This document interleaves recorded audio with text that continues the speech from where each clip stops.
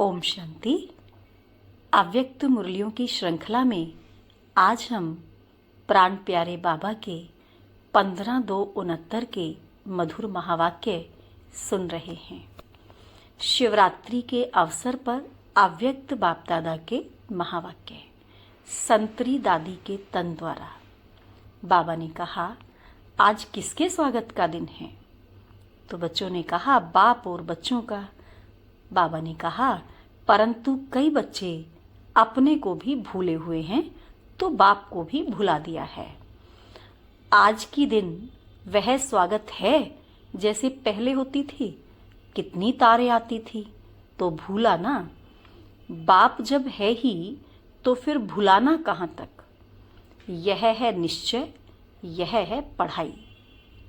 जब पढ़ाई कायम है तो वह कार्य भी जैसा का वैसा चलता रहेगा। वह निश्चय नहीं तो कार्य में भी जरा बच्चे अपने मर्तबे को समझते हैं कि मैं किसका बच्चा हूँ।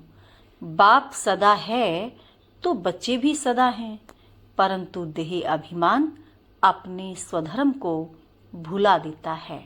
भूलने से कार्य कैसे चलेगा, आगे कैसे बढ़ेंगे? जबकि बाप ने अपना परिचय दिया है, बच्चों को भी अपना परिचय मिला हुआ है। कितना समय से इसी लक्ष्य को पक्का कराने के लिए मेहनत की गई है। उस मेहनत का फल कहाँ तक? सिर्फ याद कराने के लिए यह कह रहा हूँ। मुरली तो चलानी नहीं है, सिर्फ बच्चों से मिलने आया हूँ। बाबा ने कहा, आज विशेष बाबा बच्चों से मिलने आए हैं। बच्ची ने कहा, बहुत याद कर रहे हैं बाबा, आप चलेंगे तो रिफ्रेश करेंगे। रिफ्रेश तो हो ही अगर निश्चय है तो। फिर भी बच्चों से मिलने के लिए आना पड़ा, थोड़े समय के लिए। स्वमान की स्मृति दिलाने के लिए आए हैं। बच्चे सदैव अपने को सौभाग्यशाली समझें। सदा सौभाग्यशाली उनको कहा जाता है जिनका बाप, टीचर और सतगुरु से पूरा कनेक्शन, पूरी लगन है। कन्या की सगाई के बाद क्या होता है? पति के साथ लगन लग जाती है। तब उनको कहते हैं सदा सुहागिन। परंतु वह कहाँ तक सुहागिन है? अंदर में क्या भरा पड़ा है? कन्या 100 ब्राह्मणों से उत्तम गिनी जाती है। सगाई करने के बाद अशुद्ध बनने कारण आंतरिक अभागिन है। यह किसको भी पता नहीं है। बाप ही बतलाते हैं सदा सुहागिन कौन है। सदा के लिए परमात्मा से पूरी लगन रहे, वो सदा सुहागिन है। यह तो अभी पढ़ाई का समय है। बाप अपना कर्तव्य कर रहे हैं, डायरेक्शन देते पढ़ाते हैं। जब तक पढ़ाना है पढ़ते रहेंगे। विनाश सामने खड़ा है, उसका कनेक्शन बाप के साथ है। ऐसे मत समझो बाप की जुदाई है। जुदाई भी नहीं, विदाई भी नहीं। जब तक विनाश नहीं तब तक बाप साथ है। वतन में बाप गया है कोई कार्य के लिए। समय अनुसार वह सब कुछ होता रहेगा। इसमें न कोई विदाई है न जुदाई लगती है। तुमने विदाई दी थी, अगर विदाई दी होगी तो जुदाई भी होगी। विदाई नहीं दी होगी तो जुदाई भी नहीं होगी। यह ड्रामा के अंदर पार्ट चलता रहता है। बाप का खेल चल रहा है। खेल में खेल चलता रहेगा। आगे तो बहुत ही खेल देखने हैं। इतनी हिम्मत है। जब हिम्मत रखेंगे तब बहुत देखेंगे। आगे बहुत कुछ देखना है, परंतु कदम को संभाल कर चलाना है। अगर संभाल कर नहीं चलेंगे तो कहाँ खड्डा भी आ जाएगा, एक्सीडेंट भी हो पड़ेंगे।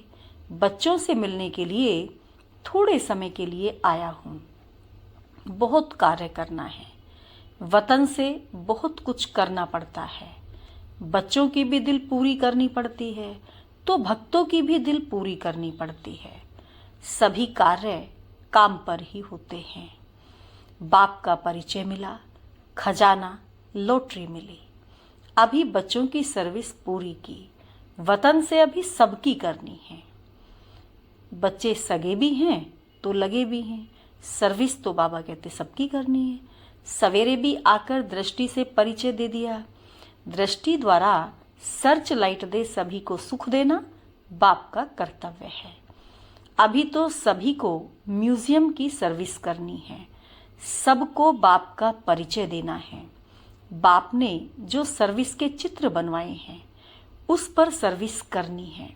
अंगुली देने से पहाड़ उठता है ना, यही गायन है। गोप गोपियों ने अंगुली से पहाड़ उठाया, अंगुली नहीं देंगे तो पहाड़ नहीं उठेगा। सृष्टि पर आत्माओं का उद्धार कर वह पहाड़ उठाकर फिर साथ ले जाना है। समूह होता है ना, अंत में समूह बनकर सभी के साथ रहना है। तो पहले पहले साक्षात्कार में लाल लाल समूह देखा था ना, तब तो समझ में नहीं आया, परंतु अब वही आत्माओं का समूह है जिनको साथ ले जाने का ड्रामा के अंदर प्रोग्राम है। सभी की सर्विस करनी है।